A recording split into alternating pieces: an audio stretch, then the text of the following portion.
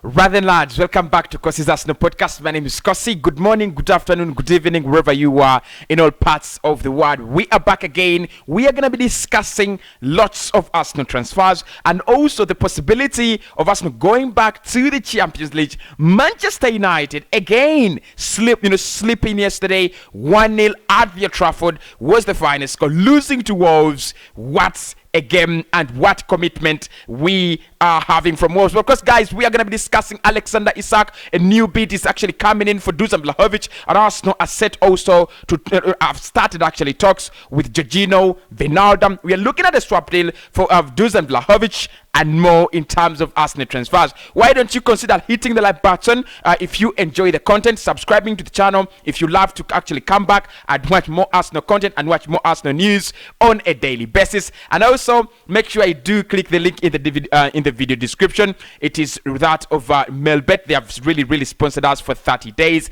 and they are saying if you want to bait, if you want to earn some income aside, do one thing: bet with them. Melbet, they're really reliable. 200% is the bonus you'll be getting, and of course if you use my promo code Cossy, it could actually rise up to 300%. Bet responsibly. Make sure you stake what you can lose, and also your capital can go up as well as down in gambling. Right, let's get to the content, lads, because yesterday at the Trafford again, Manchester United lost another game, and I was really happy there. Manchester United really played very poorly in that game, and I thought they never had a chance of beating Wolves, and that was that was the case. Final score 1-0 in favor of Wolves. Moutinho getting that goal, and that means Manchester United are now 4 points behind Arsenal with 1 game in hand. That really means that even if they win that game, even if they win the game in hand, which will come against Brentford, they will not be able to get closer to us. We will be above them by a point. And of course, their upcoming fixtures are very hard. Same as Arsenal, our fixtures are also not really easy. But again, lads, top 4 is on. Champions League football is back on. If United can keep on playing like that, we are back in the in the Champions League. It's only Spurs now and West Ham that are on our case. United losing points slowly but very surely. Moving on to transfers then, lads. Today Roma have given Arsenal an ultimatum of 72 hours to either accept or decline the offer for Ainsley Maitland-Niles. Now, I've already spoken about Ainsley Maitland-Niles in the past videos on this channel, and I've already said that Roma are interested in taking the player. They placed their bid yesterday. They did confirm that they're placing their bid for Ainsley Maitland-Niles, which is a loan deal with an option to buy for 12 million euros. Arsenal are not really are very skeptical about this deal. They want more money. They want at least 15 million euros in terms of the buy option. They want 15 million euros for Ainsley Maitland-Niles. Roma are not accepting that, and now they have given Arsenal an ultimatum of 72 hours. Those are 3 days. That looks more like a threat. 3 days to either agree or disagree to the offer they are placed on the table. Ainsley Maitland-Niles has already agreed a deal with Roma. That much we know. He already wants to go to to Italy. He wants to go to a team that really appreciates him, to a team that is going to give him playing time. My opinion on that, lads, is Arsenal are really wasting a lot of time, and it's really going to be cause a lot of problems in terms of decision making. We should decide now whether Ainsley leaves in January or not. In my opinion, it should go so that we can actually bring in someone better. Yesterday I was looking at Ruben Neves. What a talent, what a player Wolves have in there. If Arsenal can just get in a player like Bruno Guimaraes or Ruben Neves, we could have one of the best midfielders in the world. So listen then, lads, Roma have given us that ultimatum. They're saying Arsenal either agree or disagree within 72 hours. We must have given them the response, and I think 12 million euros for Ainsley Maitland-Niles, it's not really small money. Arsenal should take that, because in the future we might not actually get any club that really gives us 12 million euros for Ainsley Maitland-Niles. That's a good offer. Let him go in January, let him play some football, and in the end, when they decide to sign him, we can get that 12 million euros. I do not think, personally, I do not think it is bad money for Ainsley Maitland-Niles. Anyway, let me know what you think about that in the comments below. Marseille have also come in for the man himself, Sead Kolasinac. They want to take him in January. His contract will be is already left with 6 months there to expire. He's not going to sign a new contract. He's not going to sign a new deal with Arsenal. With that much we know. A couple of clubs have actually interested. I've got interested in the player. Crystal Palace as well, Brighton as well, and Leeds as well are interested in taking in Sead Kolasinac. But Marseille are appearing to be the leading contenders for the player. I think this one is a no-brainer. This one is an easy one. There. Sead Kolasinac, we signed him on a free, and he's gonna live on a free. You can see how poor his quality is. But one thing I'm going to say about Sead Kolasinac is when you clear him, it is clearing bargains. It is clearing burdens. The wage bill is actually going to get lighter and lighter when players like Sead Kolasinac leave. And of course, one of our motives in this January transfer window, do not forget, it is to clear out what you would call the rubbish. It is to clear out the clutter. It is to trim the squad to quality, and I think the likes of Sead Kolasinac should be leaving as early as possible. So Marseille have come in for Sead Kolasinac. Let's wait and see what's going to happen in that area. Moving on, lads, is the offer for Dusan Vlahovic. Arsenal have been reported that we have placed in another offer for Dusan Vlahovic, and this time it is again a swap deal. It is a swap deal including Lucas Torreira. Of course, we know that there's going to be a meeting between Fiorentina and Arsenal to finalize the move of Lucas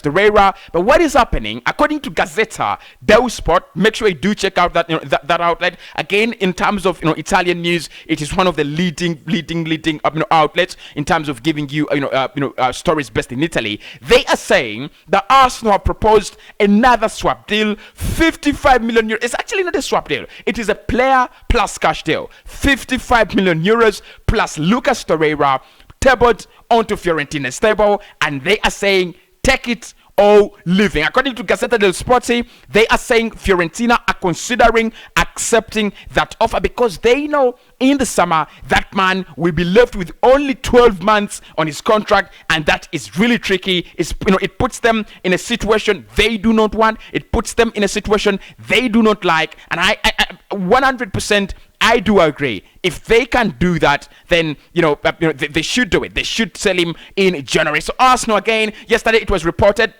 that this man Dusan Vlahovic is still our priority in terms of in terms of getting a striker. He was still our priority. Arsenal, he is the man Arsenal want, despite the fact of all other talks and things like that of Alexander Isak. I'll be letting you know what is happening in there according to Nicola Shearer. But at the moment, Dusan Vlahovic is Arsenal's priority. That has not changed at the moment. And because I was speaking about his future, Vlahovic has already come out and confirmed that he wants to stay at Fiorentina until the end of the season. He wants to stay there and take them back to Europe. He has said that they do have a lot of a very, very big project there at Fiorentina. He doesn't really know whether he's going to leave in January, but he would love to stay and take the team back to Europe. Of course, that is really, really, really very good PR, but it doesn't really work with money. With transfers, it's all about the money. It's all about how big the club you're going to as compared to the club you're playing with. So at the moment, lads, 55 million euros plus Lucas Torreira, that is a deal that is really very hard for Fiorentina to refuse, because despite the fact that there's a lot of interest in the player, how many clubs have actually placed in bids for the man himself, Dusan Vlahovic? It is only Tottenham Hotspur, it is then Newcastle and Arsenal. At the moment, Arsenal has the most attractive offer, and it is the most attractive club at the moment. But of course, Dusan Vlahovic wants to stay in Italy. He wants to stay with the club until the end of the season. That is where the conundrum is actually very, very hard to solve, because even if Fiorentina want to sell, even if they want to let him go, he won't stay. I mean, he won't go. He wants to stay until the end of the season. But I think I'm going to say, people, that is a very, very good offer. 55 million euros plus Lucas Torreira. And of course, Arsenal are trying to get him in January. They're trying as much as possible to get him in January. I think they have realized, Edu, Mikel Arteta, and whoever is actually working on this transfer, they have realized that if you want to get in Dusan Vlahovic,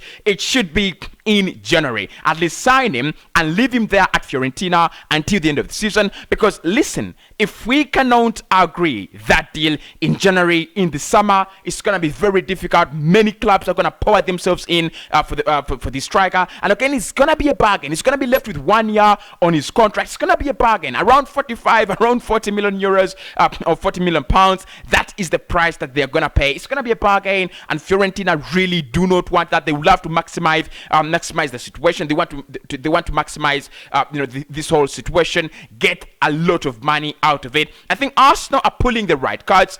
Get him, pay a lot of money. He's just 21. Pay a lot of money. Comes to the Premier League. He's gonna do it for you. I think it's a very, very good move for Arsenal. But can we lure the player in January? Talking about January signings in terms of strikers, then lads, we are also preparing a bid for Alexander Isak. Should we fail to get Dusan Vlahovic in January? Now, Edu is working very, very hard to get a striker. Of course, at times we do give him less respect and less credit than he deserves. But he's really working very hard to get Arsenal a striker in January. 3 options, according to Nicola Shearer, are being chased at the moment: Alexander Isak, Dusan Vlahovic, and Jonathan David. And according to Nicola Shearer, transfer guru, my man these days, he is saying that Arsenal are preparing that bid for the man himself, Alexander Isak. Yesterday, we did learn from El Nacional that Arsenal are very, very close to agreeing a deal between them and Real Sociedad for the player. We are leading and we are beating Barcelona to signing Alexander Isak. But there was no reports of a bid. There was no reports of talks or anything like that.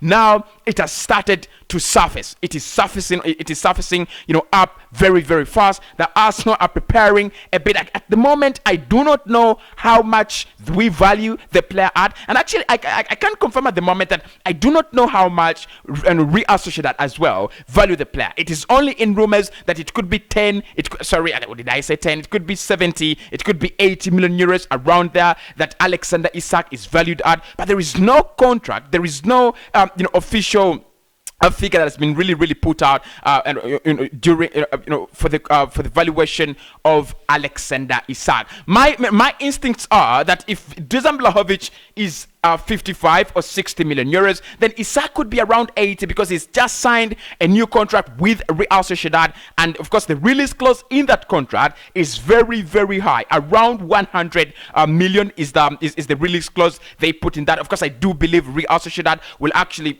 settle for something less, around 70 or 80 or 65 million euros. But of course, it's really, really interesting that Arsenal are now chasing a striker in January. Of course, Jonathan David is the other man. It's going to be moving in the summer. It's going to be very, very, very hard for any club to get him in January. But again, he's another interesting prospect that we've been looking at, and we have to follow in this January transfer. So in this at this point in time, lads, we have taken in an offer, another fresh offer for Dusan Vlahovic to Fiorentina, and we are preparing a bid for Alexander Isak. Let's wait and see what actually comes out of that situation. Arsenal have reportedly started talks for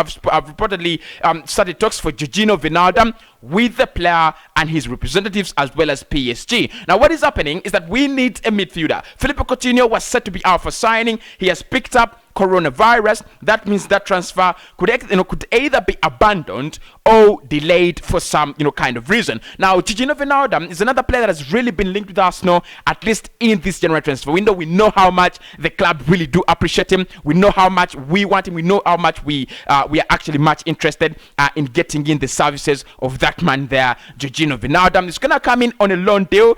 If he ever signs for Arsenal, it's gonna be a loan deal, a short-term one that will end at the end of the season, and then we can be able to get in someone like Bruno Guimaraes. What is happening is that Arsenal are really unconvinced that they will be able to spend around 38 million euros on a midfielder in January. The budget might not actually stretch to that limit, and what is happening is that we might actually get in a loan deal. We might actually do a loan deal for either Coutinho, for either Gigi Wijnaldum, which I think is actually very, very decent. Again, Wijnaldum, when I think about players like Kovacic, I think, look, Kovacic is really more technically gifted than Gigino Wijnaldum, but I think Wijnaldum is another interesting prospect in terms of Arsenal getting in a midfielder. Partey, Elneny away, Ainsley leaving. I think if you get in Gigino Wijnaldum, he would be a very good fit at Arsenal. Let me know what you think about Gigino Wijnaldum. Talks ongoing, according to reports. Let's wait and see what comes out of that as well. And finally, Arsenal have encouraged and they have urged European clubs to come in for Pierre-Emerick Aubameyang. Now, the player wants to stay in Europe. Arsenal are trying to respect that, and they have offered him to a couple of clubs around Europe. The problem is the wages. Juve, Bayern, Barcelona, all those clubs have been interested in the player, but the problem is the wages. Al Hilal yesterday did come in with a confirmed offer of 3 years of a contract to Pierre-Emerick Aubameyang, but at the moment, it looks like Aubameyang wants to stay in Europe. He doesn't want to go anywhere away from European football. So that's the latest around Arsenal. Today, make sure you hit the like button and subscribe to the channel, and I'll speak to you very soon.